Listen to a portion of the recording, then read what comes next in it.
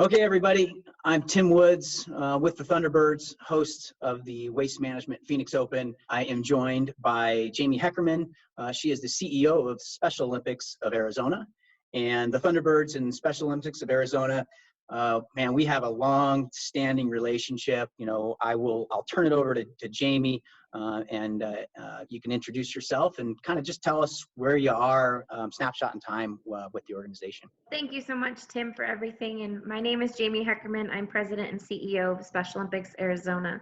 Normally this is our very busy time of year. We're prepping for track and field, and we have our summer games usually that's right around the corner. And unfortunately this year that's not happening. We normally provide around hundreds of competitions to our athletes every single day. And we had to shut everything down since middle of March. So that took out of our state basketball tournament, our flag football, our track and field, powerlifting, volleyball, tennis. We've really had to rethink some of the programming that we normally deliver and how we can do that in a different way. So on Monday, April 6th, we did launch SOAZ Connected. It is on our website, specialolympicsarizona.org, and we're providing content to our athletes. So Monday, we actually did a cooking video. It was peanut butter cookies that are gluten-free. So, talk about a little treat for our athletes. And so this is really meant to make our athletes think to be more healthy, to engage in the community. But also we'll be doing health lessons. We'll be doing online fitness videos in real time, and eventually e-gaming, which is something we've never touched on. But it's through Arizona Interscholastic Association. They do a video game called Rocket League. Why don't you take us through, so that the public knows, if they don't already, what your mission is? So Special Olympics was created about 50 years ago in Chicago. It was a track and field meet with about 1,000 athletes from all 50 states. And in 1975, it moved to Arizona. And we started out as a one-day track and field meet for individuals with intellectual disabilities. And we've really evolved to so much more than that. I talk to a lot of people that say, oh, when's that track and field meet? And I say, well, we have over 600 events a year. We're doing 20 sports a year. Our athletes train for 8 weeks in those sports and then compete. And then they're moving on to the next sport that they really want to do. We have health programming that we offer, unified arts, robotics. We're in 240 schools across the state of Arizona with programming. And our unified program is huge. If I could say one thing about Special Olympics is that we are not solely an organization for individuals with intellectual disabilities anymore. It is really open to anyone that wants to participate and compete. Whether that's golf, bocce ball, we have basketball, cheerleading.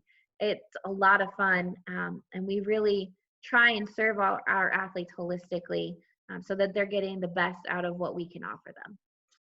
I've always been so impressed with the organization and just how you go about supporting those athletes and facilitating, even logistically, the games themselves. It sounds like it's more focused right now, maybe on, like the individual level, of the athlete. You talk about, basketball and some of the things that are collective games. How do you see, that getting back together and getting back on track? There's two different ways that I would say we're addressing some of those things. One of our staff had an idea to do a virtual summer games.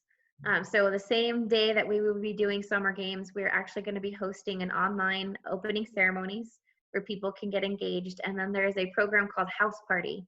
And as you've been to many summer games, the athlete dance is the highlight of any competition that we put on. And so through House Party, you're able to have athletes all come together. We'll have a volunteer DJ that will set up, play music, and our athletes will just dance and be able to, see their friends, still engage in that way. And so it's really bringing our community back together to still have some sort of semblance of a summer games. It won't be in true form, but it's the next best thing for us. But when this all came about, and really the silver lining, our SOAZ Connected program will not go away.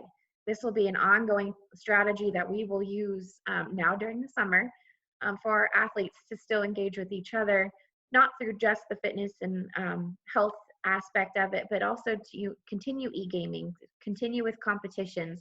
They're able to connect with each other and chat through these video games, so they're still having a connection They can create different teams to compete against each other through these e-gaming systems. So, really, it's altered a little bit of ways that, we provide services year round, not just during this time of uncertainty.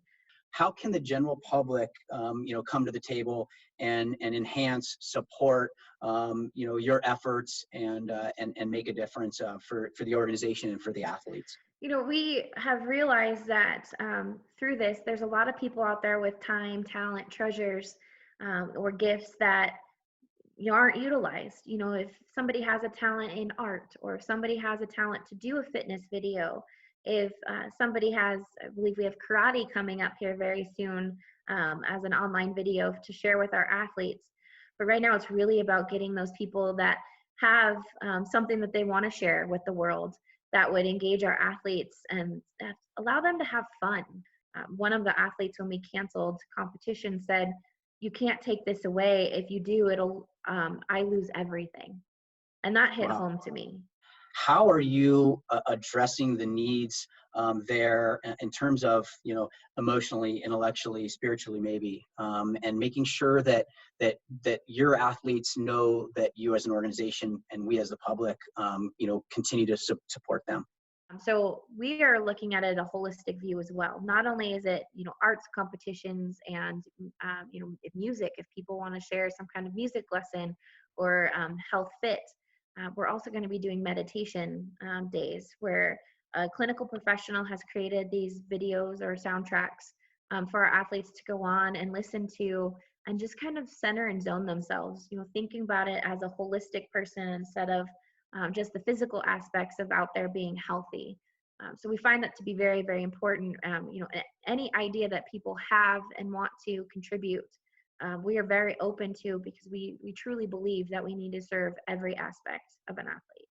I'm sure that the next Special Olympics of Arizona breakfast, I will be the guy at the table with a tear in my eye, as you did to me last year and seemingly every year. So with that said, it's been so nice to spend some time with you. I'll get out of your hair. I know you're busy.